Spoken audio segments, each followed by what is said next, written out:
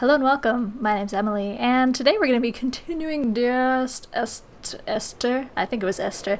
Esther, whatever it is. I actually realized while I was looking back on it that the second chapter I had already started, the Buoy, where I was like, I don't know where I'm going, so I ended the episode. But I also realized, first of all, that there's no save option in this game, which is unfortunate, and second of all, that while I was trying to get back to the save point that I was at, or the save point, there's actually stuff that I missed. So I'm gonna go back and just show you the parts that we skipped over.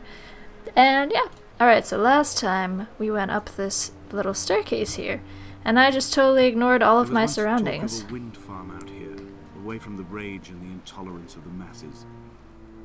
The sea, they said, is too rough for the turbines to stand. They clearly never came here to experience the becalming for themselves. Personally, I would have supported it. Turbines would be a fitting contemporary refuge for a hermit. The revolution and the permanence. Now, what's interesting to note here is that when I came here last time and realized that this was a thing here, this little cove with this thing, there was a different narrative happening. So I think every time you play this game, it kind of jumbles up the narrative and gives you a new thing, which is very interesting. So if you are interested in playing this game, I would definitely recommend it so that you can get your own narrative. But that's very strange. Now, so basically this game you have to play multiple times over to get the full story. I found myself to be as featureless as this ocean, as shallow and unoccupied as this bay. A listless wreck without identification. My rocks are these bones, and a careful fence to keep the precipice at bay. Shot through me in caves. My forehead a mount. This aerial will transmit into me so. All overexposed, the nervous system, where Donnelly's boots and yours and mine still trample. I will carry a torch for you. I will leave it at the foot of my headstone. You will need it for the tunnels that carry me under. So this is just the entire little extra place that you can go to for extra narrative. But like I said, I mean, it's different every single time, it seems like. So, well, there's probably a limited amount of times, a limited amount of narratives that it can create. But basically, I'm going to continue from here. Just keep going till I reach the buoy, because obviously there's no save option, which is really unfortunate. So I have to make my way downtown, you know, make my way to the buoy. So it's going to take a little bit.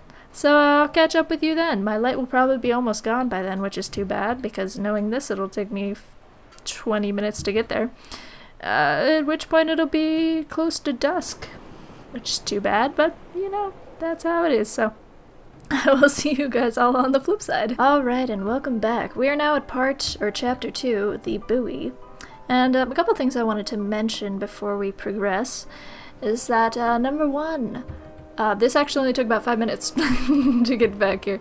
Number two, the story did actually follow what I had seen before for the rest of the way. So it was just the beginning that the narrative was different, which is interesting.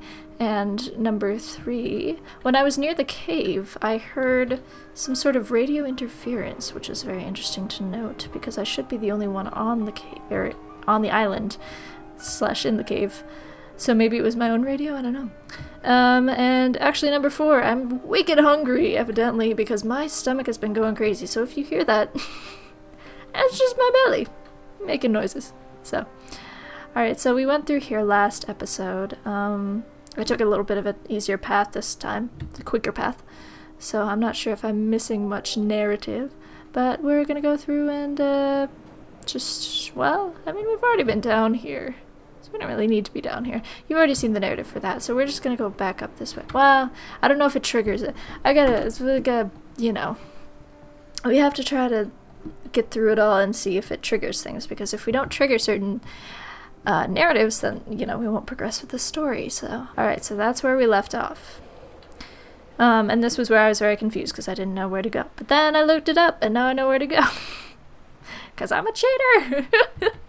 But I really, I knew that this couldn't be the end of this part, because there must have been much more. And I was correct. I did not seem to realize that there's a path going up this way. As you can see, the path, that's where I came from. I did a very poor job of coming down that way, but I still came down that way. And so now we're going up this path, which is on the other side of the mountain. I had kidney stones, and you visited me in the hospital. After the operation, when I was still half submerged in anesthetic, your outline and your speech both blurred. Now my stones have grown into an island and made their escape, and you have been rendered opaque by the car of a drunk. Okay, so clearly she's very dead. This Esther that we are referring to. Most definitely killed by a drunk driver, seems like. And I have the feeling I'm not actually alive. I have the feeling I'm just kind of this spirit entity kind of thing wandering this island alone, because how else would I be surviving? Like, would I have food from anywhere? Like, you know, I said I was sick, so I would think that I would be dying at this point. What is this? This is just a really big music, okay. I've begun my ascent on the windless slope of the western side. The setting sun was an inflamed eye squeezing shut against the light shone in by the doctors. My neck is aching through constantly craning my head up to track the light of the aerial. I must look downwards, follow the path under the island to a new beginning. This is the doctor's... Whoa. I don't like these sounds, dude. This turned into a freaking horror thing. This looks like this was a doctor's, I don't know, office at one point? But why would a doctor be just chilling on an island? I don't know. Evidently, I was surgically... can't think of the word. I had a surgical procedure. There we go. And, I guess... probably the kidney stones. Well, kidney stones you could pass. I don't know. The music's weirding me out, though. Well, okay, now it sounds very nice and lilting and all that, but it's just strange. The bothy was constructed originally in the early 1700s. By then, shepherding had formalized into a career. The first habitual shepherd was a man called Jacobsen, from a lineage of migratory Scandinavians. He was not considered a man of breeding by the mainlanders. He came here every summer whilst building the bothy, hoping eventually that becoming a man of property would secure him a wife and a lineage. Donnelly records that it did not work. He caught some disease from his malcontented goats and died 2 years after completing it. That's very sad. White lines into the cliff for him. There's more paint here. So I was, well, this is a very strange looking thing, but I was told that by a commenter, I don't remember who, sorry, but I was told that these things that I kept calling, not synapses, molecules. Did not land. Oh. This house built of stone, built by a long dead shepherd. Contents: my camp bed, a stove, a table, chairs, my clothes, my books. The caves that score out the belly of this island, leaving it famished. My limbs and belly famished. This skin, these organs, this failing eyesight. When the battery runs out in my torch, I will descend into the caves and follow only the phosphorescence home. This is where I was. Okay, so I was told by one of the commenters, I suppose I'm going this way, yeah? That the things that I kept calling molecules were not actually molecules, which is not surprising because I'm not a woman of science. But they were actually things called esters, which is very... oh, sorry, the sun keeps getting up in my face. But it's very fitting because Esther, with a... well, Esther with a British accent is Esther. So it all kind of comes full circle when you think about it. It's very clever. I like it. It's very clever. So clearly all these things that I am just painting on the walls and stuff are memories that I have of Esther. Whomever she may be. And my heat is coming on and you can hear it in the background. Hello heat, how are you? Am I doing good? Doing good today? I can't talk. Which is not good when you're trying to record a video, but you know how it is. This is very treacherous and very precarious. I'm not sure I like it. You can see the shoreline down there, though. All the rocks and all that. Oh yes, I should talk in a British accent. I haven't talked in a British accent for any of this video so far. Am I going to die? No, it's fine. It's very strange, though, that... He left his body to the medical school and was duly opened out for a crowd of students 21 days after his passing. The report is included in my edition of his book. The syphilis had torn through his guts like a drunk driver, scrambling his organs like eggs on a plate. But enough definition remained for a cursory examination, and, as I suspected, they found clear evidence of kidney stones. He's likely to have spent the last years of his life in considerable pain. Laudanum. Although its use makes him an unreliable witness, I find myself increasingly drawn into his orbit. I was not aware that laudanum, which was the... They found the Atkinson in early spring. The thaw had only just come. Even though he'd been dead nearly 7 months, his body had been frozen right down to the nerves and had not even begun to decompose. His fingernails were raw and bitten to the quick. They found the phosphorescent moss that grows in the caves deep under the nails. Whatever he'd been doing under the island when his strength began to fail is lost. He'd struggled halfway up the cliff again, perhaps in a delirium, perhaps trying to reach the Bothy's fire before curling into a stone and expiring. Okay, so important things to note. Number 1, the phosphorescent mold, I believe, or moss, that's what it was. The phosphorescent moss in the caves is what I was using to create designs. I'm assuming I was, maybe someone else was, but I mean, considering the Esther link, I'm assuming it was me. And the other thing to note is that evidently laudanum, which was the very, not proper term, but a different term for opium. Climbing down to the cave, I slipped and fell and have injured my leg. Stop interrupting me. I think the femur is broken. It is clearly infected. Did you hear that? The skin has turned a bright, tight pink, and the pain is crashing in on waves, winter tides against my shoreline, drowning out the ache of my stones.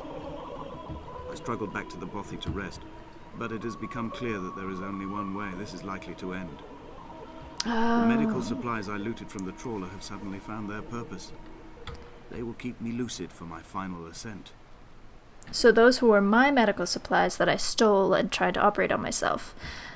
So like I was saying, apparently opium causes kidney stones, and that's what I was suffering from, and that's what this other guy was suffering from. That's what they're cluing into here. But that's so strange. Did you hear that very strange, not music, it was, I don't know what that was. I'm not going to go into that cave yet. I'm going to see what's over here. But it was just, it sounded like a combination of radio interference and male voices. And obviously this is all in my head because there's no one else on this island. But this makes me wonder what is triggering this. It's all a very interesting game, honestly. Like I said, it's all exploration. There's nothing but a story to go by, but what is this? Clothing. A suitcase that fell. Someone threw a suitcase down here, or it fell down here. Books. Huh. Down from the cliff's edge. What does that say? A Hebridean history. I don't know what a Hebridean is.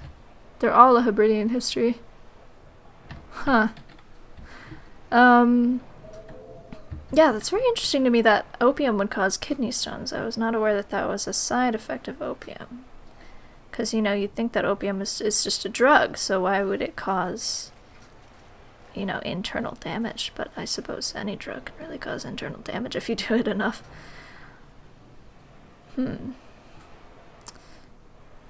Sorry, this is all very interesting to me because as an East Asian Studies major, I just took a Chinese history course, and I learned all about the Opium War. So it's just very interesting just how they're talking about opium, because opium was a big addiction for British people. So this is probably, oh shoot, when was the Opium War? Late 1800s, I think? Maybe early 1900s? I can't remember. I should know. I just took this course. Oh well. I think it was somewhere around there. Oh, a candle. That doesn't make any sense unless I was just here. Or unless someone else is here. Oh, this is getting kind of creepy. Should I slide down this treacherous slope? Sure, why the hell not? I believe this is a different chapter. Let me see. No, I can't tell. I think this is another chapter. Yeah, pretty sure it's another chapter. Alright, so this is another chapter. So we're gonna cut it here, and then I'll do the next chapter in the next episode. So thank you. Wow, it's all on my face again. Thank you guys so much for watching. And I will see you all in the next video. Also, if you have any, if you have any ideas about, you know, what you think is going on in this game, please leave them in the comments, because this last time I have understood there is no turning back. I don't know. The torch is failing along with my resolve. I can hear the singing of the sea creatures from the passages above me, and they are promising the return of the gulls. So basically there's no way for me to get back. That's what we're seeing here. Yep. That's pretty much how it is. Okay, so I'll end it here. You get out of here. You get out of here. No one wants you or your kind. Maybe they're just trying to hug me. Maybe they just want a friend, you know? Maybe they're up.